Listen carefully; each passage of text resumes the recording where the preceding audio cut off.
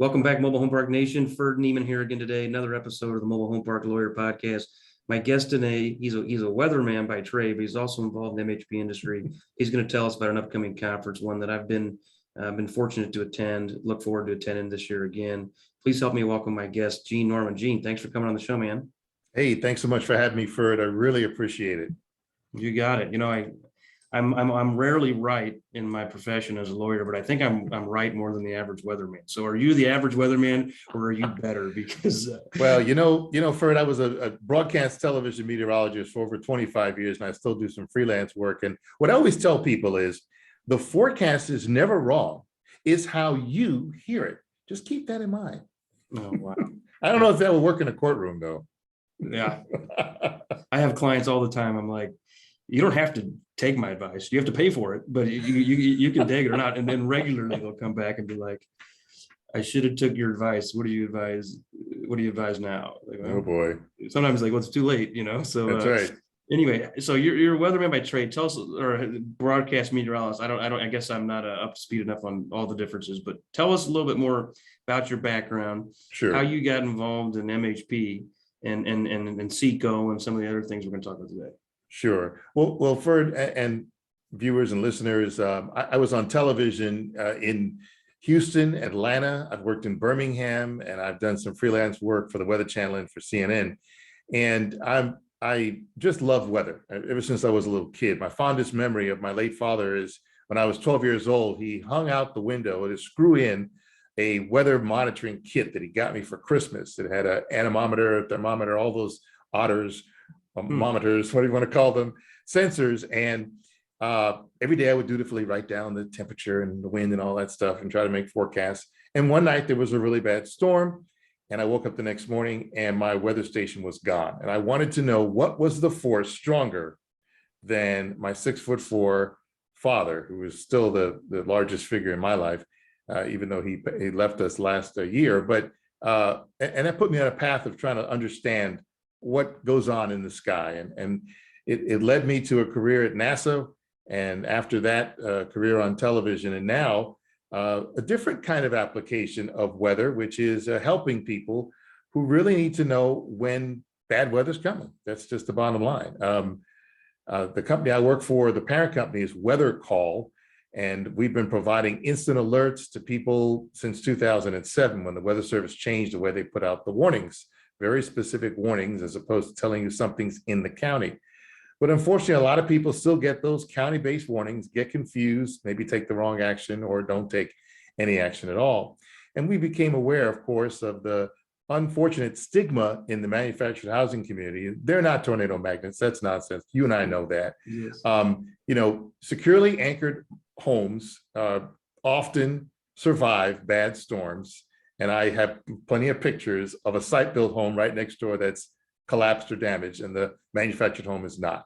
Unfortunately, on television, what happens? I've been in a television newsroom. They want the pictures. So you run out to a scene. If there's a mobile home tipped over, you take a picture of that. If right next door there is a site-built home with damage, they don't put the camera there. It doesn't look as sexy.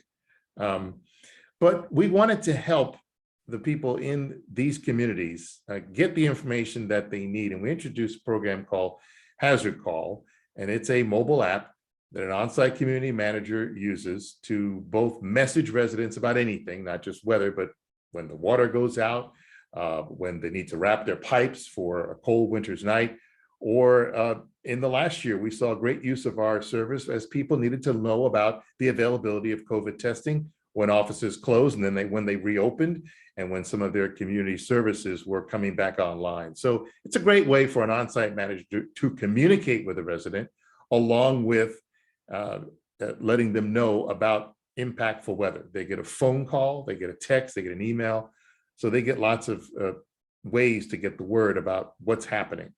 And so that's what we have been doing. And in 2018, we began to appear at conferences like SECO and MHI and a couple others, Tunica. We've been to Louisville. We've been a bunch of places. Not like Johnny Cash. We haven't been everywhere, but we've been a lot of places. And we really have begun to resonate in this space. A lot of people appreciate what we do, what we bring. And we bring not only the service, we bring a message of safety preparedness. We help also park owners and those who manage these parks understand, what is your safety plan? I mean, forget about if you never used our service. What are you going to do in case of an emergency? What are the steps? And at the first SECO, we make a presentation to help them understand, here's how you devise a safety plan. You need to understand all your risks. You need to understand what you're going to do about them. And you need to have an after action plan. So after the threat is over, what are you going to do? How are you going to communicate with people? And how are you going to let them know what the next steps are? And I think that's really important for that. A lot of people just assume, or they hope for the best. And that's really important. As a lawyer, that's not always the best strategy, right? You can't just hope for the best. You have to prepare for it. Right. Plan for the worst and hope for the best, both. And that's in there, as we've seen more in the last couple of years than ever. I mean, acts of God, acts of, nature. It's like, you can only do so much plan, but you want to be ready, right? So in our business with most mobile homes, they don't have basements, right? So it's important to have a storm shelter. Some parks that we own, they don't have storm shelters. So you want to have a communication plan, right? And tie down. We recently had one home blew away and it winds, but there were 50 of them. One didn't. This was a tenant-owned home. It wasn't tied down properly. Right. The other 49 were still sitting there. So it's like, this one was 50 years old and it just rolled away. Luckily, nobody was hurt. But had we been able to communicate with that person, then maybe it would have been differently. And they weren't in the house, so I guess maybe they already knew the wind was coming, 100-mile-an-hour plus winds in western Nebraska. So it was kind of a beast for sure. But sure, one thing I think you mentioned earlier is you were telling me before we started this call that the park owner provides the phone numbers. And what I think might be interesting, that has me intrigued about your guys' stuff, is it's hard for us to get tenant phone numbers. Their numbers change a lot. They don't care. They think we're going to get it only to, harass them for rent or something. But this would be a good way just for basic communication. Obviously your focus is on weather, but if we had to put out a notice that says, hey, let your pipe strip, or hey, it's mowing season, would you guys push that out through your? Well, yeah. Well, actually, the on-site manager sends that message on an app. We give them an app and we train them on how to use it. And they actually get a lot of resident buy-in, because here's what happens. We get a lot of FOMO going on out there, Ferd. If they didn't give the information, let's just say they just said, hey, I'm not going to do this. Well, when the on-site manager pushes that information out and all the people who did give their information get it, the other people go, well, how come I didn't get it? I live here. Why didn't you tell me? And then they realize, oh, I didn't give my information. And so, yes, it's sometimes a challenge to get it. A lot of our communities already have the information. They just need to maybe refresh and update. But that FOMO, I'm telling you, it plays a big role in getting people to get on board, because they see the value of it. And then we also train the on-site manager, to have judicious use of this. Yes. You don't want to be pinging people every day, because then it's going to become, it's like they go numb, right? They don't want to hear about it anymore.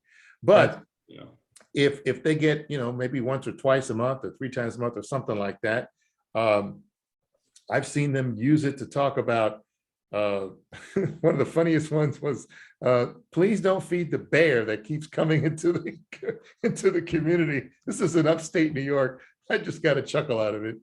But, I just saw one today advertising their Labor Day party.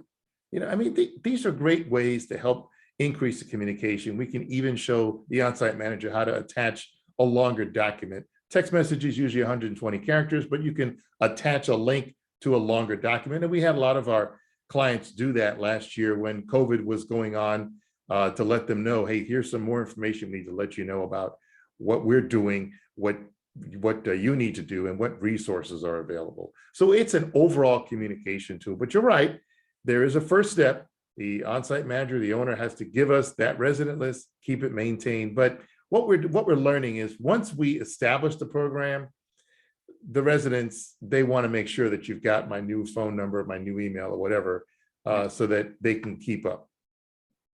Excellent. Well, that's good stuff, Gene. Thanks for sharing that. I know that was what I want to talk about next is SECO, but that's good information for our audience too, because lots of our listeners do own mobile home parks, and some of them want to own mobile home parks in the future. So this would be good information to have. But Sure. other information this would be good for people, whether they're in the space or trying to get in the space, is SECO. My law firm sponsored it the last several years. I've spoke at it several times. I know you've been actively involved in it. You're on the committee. Tell us what SECO is, why we should go, what we're going to learn. And I know this year, I think it's a virtual format again. Right. So tell us how that works, and we'll go from there. Right. Well, about 10 years ago, some owners and managers, mainly in the Southeast, got together and they started to network, and they said, "Hey, maybe we need to get together on a regular basis." So annually, they started meeting to share information. The motto of SECO is "A rising tide lifts all boats." And what I've been impressed with is how grassroots this organization is. So they started out, their logo, when I first got involved in 2018, was it showed kind of the Southeast United States, just the state outlines, and it would say SECO, which is Southeast Community Owners Conference. And this year, and actually after last year, it shows the whole country, because in the virtual world, there is no boundary that you're tied to. And attendance was through the roof last year because it was a virtual format. It's virtual again this year. And if you said, "Hey, yeah, I know, I went to that last year, but I had some challenges," a new platform, and we anticipate that it'll be even easier to navigate and get around. But it's a week-long conference that starts September 27th. It goes through that Friday, October the 1st. There's great sessions every day, and it kicks off with something called Manager Monday. So if you manage a park, we're going to hit all the hot button items that, get under your skin. Things like those really, really bad residents, right? How to deal with them. We're going to be learning about how to effectively use social media and marketing. Everything A to Z about buying and selling and financing. We're going to show you how to deal with the ADA issues, service animals, all the things that a real manager and owner needs to know about. And the best thing about it, Ferd, is that it's not theory. It's not, hypothetical up in the air stuff. These are practical solutions, practical resources. And what I love about SECO is you hear the good, the bad, and the ugly, right? You hear someone's success story, you hear someone's failures, you hear someone's recovery. And in that environment, it's so refreshing that people are transparent, willing to share, willing to help. And that's what I love about SECO. We began exhibiting in 2018, and we've been doing it every year since then. And this year, I was really, kind of honored and a little bit surprised. I said, "Hey, would you be interested in being involved on the organizing committee?" If you don't know, SECO is a nonprofit. It's run by volunteers. No one pulls a dime out of this. It's everybody putting in their own free time to make this thing work and to make this thing hum. Great. I look forward to being part of it. And I think I've got a code I can give people. I think you've got a code too that give people a discount. How do they get the discount to sign up? Right. So when they go to register, if they put in the uppercase words hazard call, HAZARDCALL, hazard call, all one word, they'll get $25 off the registration. And that'll be a great savings right there. And I also want to just circle back on something I kind of skipped over a little bit too fast when I mentioned that it's a nonprofit. One of the things that really impressed me about this group of owners is that, they understand the need to give back. And they have begun a veterans fund, okay? And they have been able to raise funds and give them to veterans who are in need in different communities. And I think that is outstanding, because it's one thing for an organization to, take the registration money and use it to do whatever they need to do to build up the conference, pay for the platform and all the other things, all the other expenses that they might have. But it's another thing to say, "Hey, we need to take some of this. We need to build a fund, and we need to help people who are in need, who have served this country." There's probably no higher honor that a citizen has than to, lay down his life in service for strangers, people he will never meet. And the fact that SECO is willing to, reach out to them, perhaps they've been injured, perhaps they're having some challenges. I just really think that's outstanding that this organization does that. No, agreed. Great stuff. I've got a plaque back here. Blessed is the nation whose God is the Lord. And it's, yeah, my grandparents are both veterans, and both my grandpas, and some of the guys working here at the shop are, and very appreciative and glad to be part of SECO. Appreciate everything you do, Gene. Thanks for sharing your wisdom here on 2 different topics, and look forward to seeing you virtually in a few weeks. Absolutely. And I really encourage all of your listeners and all of your viewers of the podcast to attend SECO. And you might say, well, what am I going to get out of it?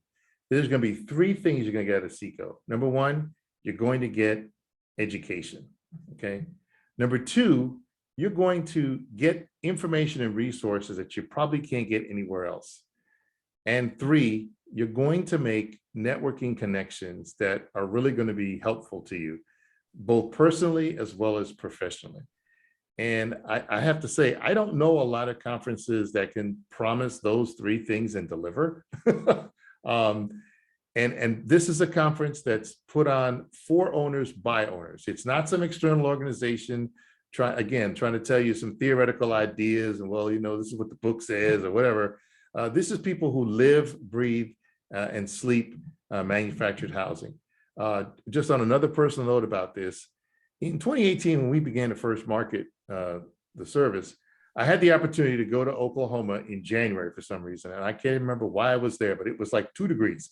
And I met with Deanna Fields, who is the head of the Oklahoma state chapter, state manufactured housing chapter, and she took me around to tour some of these homes. Now, I had not been very exposed to manufactured housing, and frankly didn't know what to expect, but I was blown away when the door opened and I thought I was in an apartment. Or in a upscale house. Oh yeah. Crown molding, chair mold, the chair rail molding in the dining room, flooring that I was not expecting, stainless steel appliances.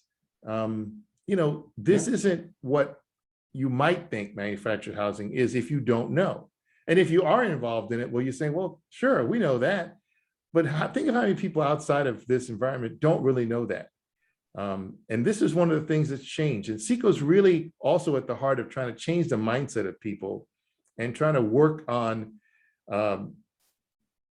that stigma that is forcing regulations to come in to kind of keep manufactured housing out and just change the image, because we know that there is sometimes a negative image, but the people who live there, the people who buy, they know the real deal. And again, these are the owners that you want to be connected with. Good stuff, Gene. Agree on all fronts. Appreciate it. Take care. All right, Ferd, thank you.